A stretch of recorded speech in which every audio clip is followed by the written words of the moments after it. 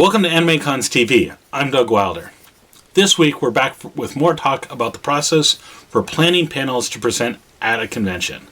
Specifically this week, we're going to get into a requested topic about how to make a good title and description for your panel. I want to first give a shout out to our friend Scribbles for suggesting this week's topic because I think it's a good one that we should get into. And it's a place where a lot of people, especially people who are new to submitting panel applications, might not have a lot of practice with. So, first off, we're going to go into the description. I know a lot of times when you're submitting your panel online in an online form or filling out a piece of paper for it, if it's really old-fashioned, ask for the title first, but the description really is where you're going to get into the nuts and bolts for it, and it might actually give you some ideas for your title. So, some general tips real quick. Don't wait till the last minute to apply for your panel. If you're going to rush, you're more likely to be sloppy, make mistakes, things like that. As you're filling out the form, copy what you write down before hitting the submit button online. You can use like a program like Word or save it to a Google Doc, things like that. This is really helpful because you can use it for proofreading, to check for spelling errors, things like that. It also helps you save your progress in case the power goes out, the website crashes, any number of issues.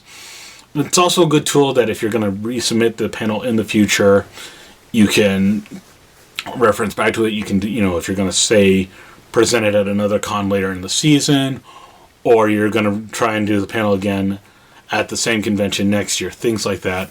It's just a good practice, things like that. So when you're writing your panel description, you want to kind of answer a couple of questions, and one of the things that I always tell people to really look for is answer the question, what makes your panel unique? And you can do this on two levels. You can do it on kind of the smaller scale, the micro level. What makes it unique for just the convention you're submitting it to? Why is this panel unique to just that con? Why is there no other panel like yours at this convention? And that's a good way to start. The other way you can really do it is, what makes your panel unique on a macro or larger scale? Like, what makes your panel special compared to all other panels across all other conventions? What makes it stand out? What makes it like nothing anyone else has ever seen?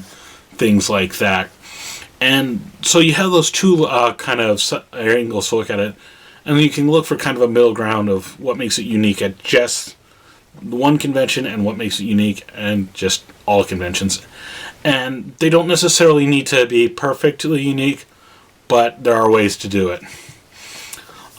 Something you want to ask yourself when you're writing your description, and the question you want to answer through what you're telling for your description is this panel aimed at people who are familiar with the topic that you're presenting, or is it something that's more aimed to people that are not as well versed in it?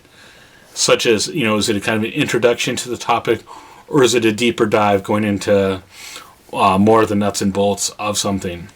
And this is also a good thing to think about when you're writing your title.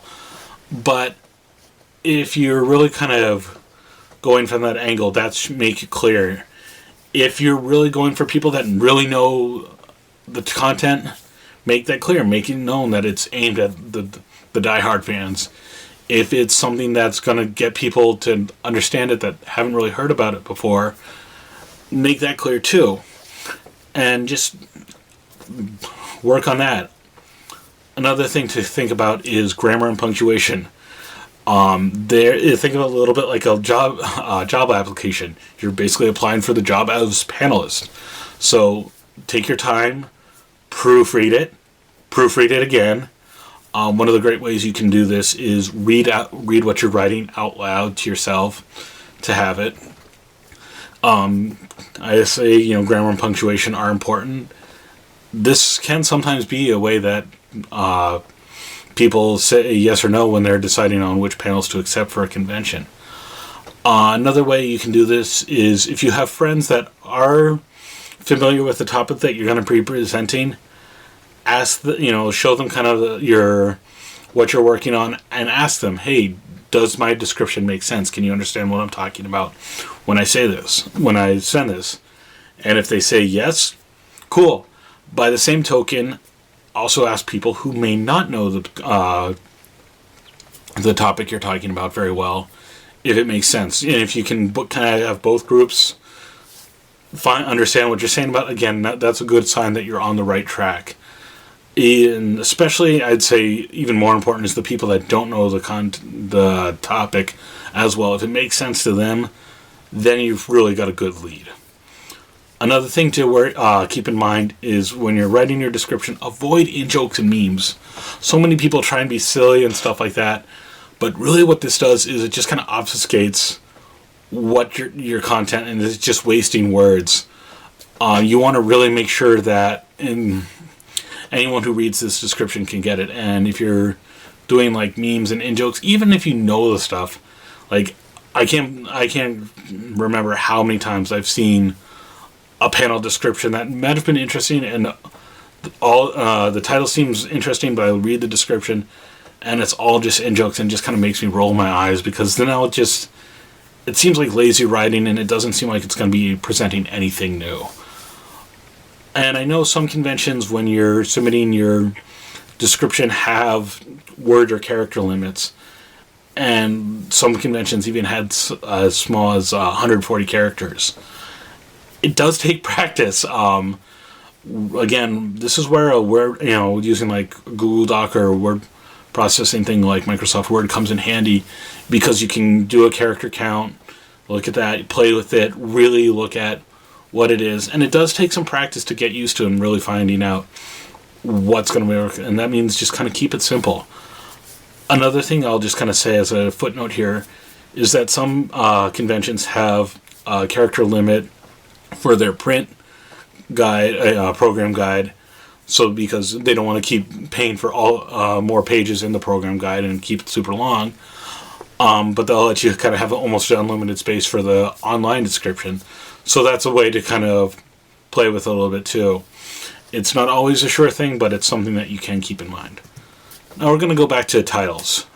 Simply put, the thing I always tell people when they're coming up with a panel title is this truth in advertising? Can anyone get the idea of the content from just the title?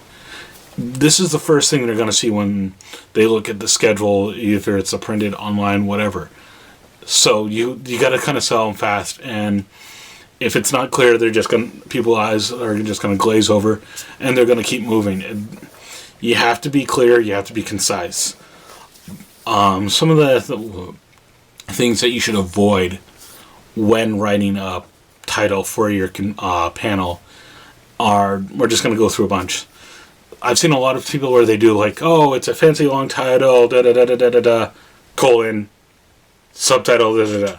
And it's only that subtitle that really makes it clear what it is. And half the time, you'll see on a program guide the fancy long thing before the colon just there, and they'll cut off the subtitle, so you still have no idea what it's about. That little subtitle is really all you need. It usually sums up your thing perfectly, and that fancy long title, while it seems like a nice little hook, if you don't have both of them together, it's going to make things super unclear, so stick to just that subtitle. Once again, like in your description, avoid memes and in-jokes. These get so old, and it often makes people's eyes just kind of glaze over because they have no idea what this is. And if they do know, well, they already know the joke, so why they're going to feel like this is nothing new to them. Another thing to avoid is cliches when thinking about your title. I've seen so many panels that are blank 101, and they're not even really introductions to stuff. If you hear the phrase 101, your mind goes to introductions, things like that. I've seen a big one that I've seen a lot is people do like Giant Robots 101, and it's not really 101. As you can see from here, I like Giant Robots, but a lot of times these 101 panels aren't really aimed at people that are new to the genre and stuff like that, so I would really avoid that. Another one that I see way too often is blank, or how I learned to stop worrying and love blank. Okay, guys, I love the movie Dr. Strangelove. It's a great movie. Stanley Kubrick is a genius. but we need to get away from this panel title. It is so overused and stuff like this. Come up with better ideas, be a little more original. It's way too many words, and 90% of the time it doesn't really make clear what your panel is actually about. So, I know I said avoid 101 and stuff like that, but if you have a panel title such as an introduction to whatever, say we use giant robots again, so an introduction to mecha anime. That's okay, but you should only be using this if your panel is actually an introduction. If you're actually introducing people to the topic, like that is the 100% the goal of your panel, go ahead, use it, but really think hard about your content. And if you're going to call yourself an introduction or 101, really stick by that. Really get it the very basic level. So that's one of the ways to really kind of make your panel description clear. So we also kind of worked on coming up with a few sample titles of some joke ones and ways they could be simplified. So here are a couple ideas that we came up with. So sample title number 1. All your ruffles are belong to us. Well, clearly you got your meme and your in-joke there and things like that, but really doesn't tell people what the panel is about. So maybe instead you could have a fixed title of Lolita Fashion in Japan and Beyond.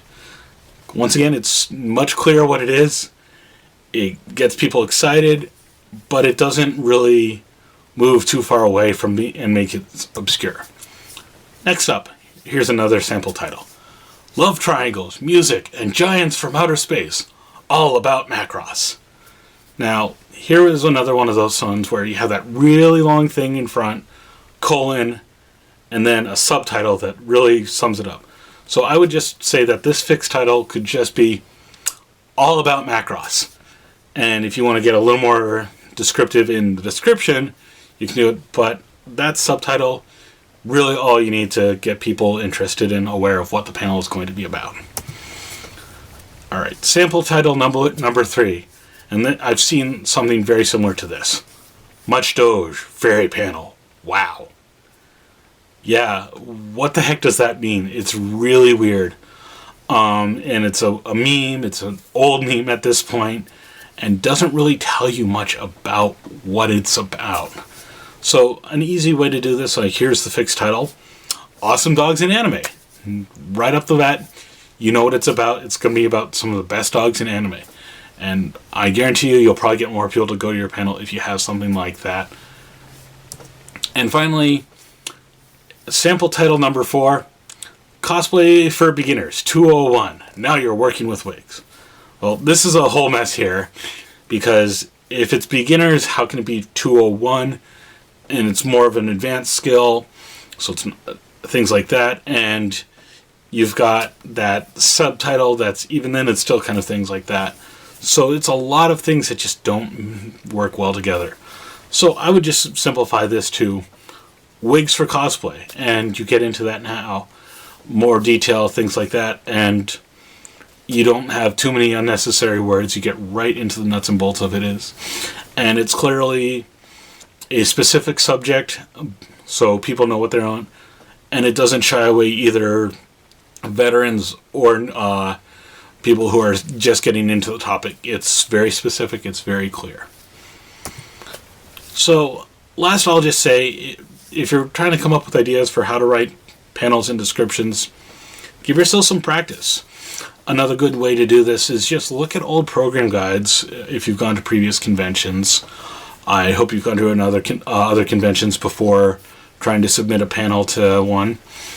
But if you have your old program guide as a souvenir, or sometimes the website for the convention has the previous year's schedule up online, look at the panel titles and then look at the description.